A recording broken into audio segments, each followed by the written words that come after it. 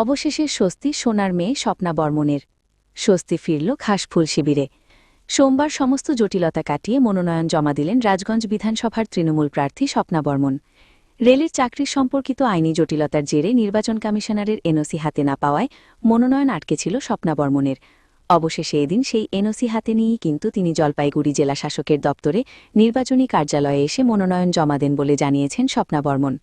এবং এই মনোনয়ন জমা দিতে পেরে একদিকে যেমন হাসি ফিরেছে স্বপ্না বর্মণের মুখে, তেমনি স্বস্তি ফিরেছে তৃণমূল শিবিরে। জলপাইগুড়ি থেকে আয়স চক্রবর্তীর রিপোর্ট, মহিষাগানী টিভি বাংলা। খেলার সময় আমার বাবা ছিল, বাবার হাত আমার মাথায় ছিল, এবং এখন রাজগঞ্জের প্রত্যেকটা মানুষের আশীর্বাদ আমার মাথায় আছে। এবং স্পেশালি বলবো, রাজগঞ্জের মানুষের সাথে সাথে আমাদের মাননীয় মুখ্যমন্ত্রী মমতা বন্দ্যোপাধ্যায় ম্যামের দিদির হাত আমার মাথায়।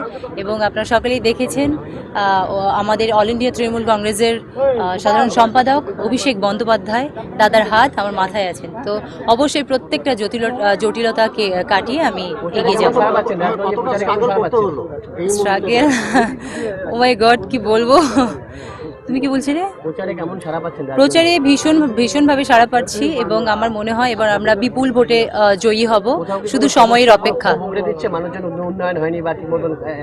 দেখুন, আমি প্রত্যেকটা দিন ডায়েরি মেনটেন করছি, যেখানে যেরকম সমস্যা পাচ্ছি সেগুলো আমি লিখছি, এবং যদি মনে হয় সত্যি একটু বেশি বেশি সমস্যা হয় আমি সব সমস্যাগুলো লিখছি আর কি। মনোনয়ন পেশ করতে সমস্যাটা হয়েছিল কেন? রেলের জন্য? আপনারা তো কালকে লিখেই দিয়েছেন আমাকে না জানিয়ে শুনিয়ে। এতজন মানে আমি আপনাদের সকলকে খুব সম্মান করি, কিন্তু বিশ্বাস করুন আপনারা যখন লিখেছেন না, মানে আমার কাছে একবার জিজ্ঞাসা করুন যে স্বপ্না আদৌ কি তুমি এনওসি পেয়েছো কিনা, এরম হয়েছে কিনা, পাবে কিনা। আমাকে না জানিয়ে আপনারা এমন এমন করে লিখেছেন, আপনারা বুঝতে পারছেন না এই সময়টা আমার মা একা আছেন। কয়েকদিন, মানে এখনো 15 দিন হয়নি আমি আমার বাবাকে হারিয়েছি। আপনারা বুঝতে পারছেন না আমার মায়ের সিচুয়েশন কেমন। যখনই এই নিউজগুলো আমি না দেখছি ঠিক আছে, বাট আমার বাড়িতে সকলে যখন দেখছে না, স্বপ্নের এরকম হয়ে গেছে, স্বপ্নের এরকম হবে না, স্বপ্ন ওরম হয়ে গেছে, বিশ্বাস করুন ভীষণ আমরা, আমার থেকে বেশি আমার মা খুব খুব খুব দুঃখ পাচ্ছেন। একটু প্লিজ আপনাদের দয়া করে কিছু লেখার আগে আমাকে অ্যাটলিস্ট জিজ্ঞাসা করুন যে দিদি আপনার নামে এটা লিখছি, এটা আদৌ কতটা সত্যি কতটা মিথ্যে। Please, it's a request. সমস্যা মিটে গেছে, হ্যাঁ, গতকালকে তো সমস্যা মিটে গেছে। সমস্যাটা তৈরি হয়ে গেছে অ্যাকচুয়ালি আমি অনেকদিন আগে রেজিগনেশন দিয়েছিলাম, সেটা পাইনি বলে একটু লেট হয়ে গেছে।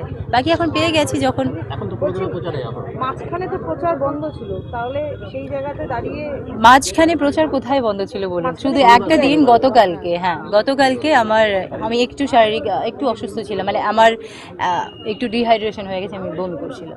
এই কয়েকটা দিন আছে হাতে, কিভাবে দেখছেন নিজেকে, কিভাবে প্রচার করবেন? অ্যাকচুয়ালি রাজগঞ্জের মানুষ আমাকে এতটা ভালোবাসে, এতটা ঘরের মেয়ে হিসেবে ধরে নিয়েছে, মানে আমি নিজেও চাইছি আমাকে মেয়ে হিসেবেই মানুষ সব সময়। তো ওনাদের যা উচ্ছ্বাস, মানে এই নির্বাচনের জন্য, বিশ্বাস করুন আমার একটু মানে ক্লান্তি ভাবটা অতটা আসছে না। আর তাছাড়া আমি তো লড়াই করতে জানি, নতুন রাজনীতিতে ঠিক আছে, বাট আমি লড়াই করতে জানি। আপনি যে সাংবাদিকতা করেন, ইজিভাবে হয়? কত কঠিনের মধ্যে দিয়ে খবর বাইর করতে হয়, তবেই তো আপনি মানে সাংবাদিক। একজন যখন বিধায়ক হবেন তাকেও ওই সমস্যার সম্মুখীন হতে হয়। যখন মানুষের কাজ করবেন, যখন আপনি হাজার হাজার লক্ষ লক্ষ মানুষের কাজ করবেন, তখন আপনার কাজ খুব সহজে হবে না, কঠিনের মধ্য দিয়ে হবে। আর কঠিনের মধ্য দিয়ে যে হবে সেই কিন্তু মানুষের কাজ করতে পারবে। জটিলতা তো হবে, এটাকে পার হয়ে তো আসতে হবে।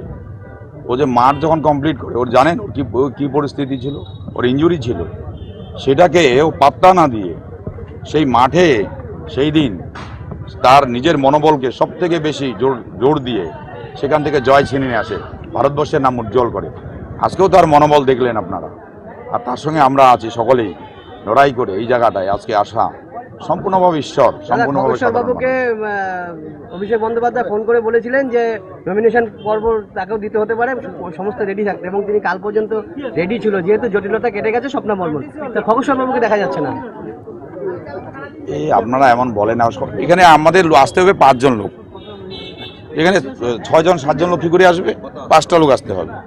এখন এখানে প্রপোজাল লাগবে 2 জন, তারপরে হচ্ছে একজন এজেন্ট লাগবে, লয়ার আছে, 5 জন তো হয়ে গেল, আর তো আসতে পারে না।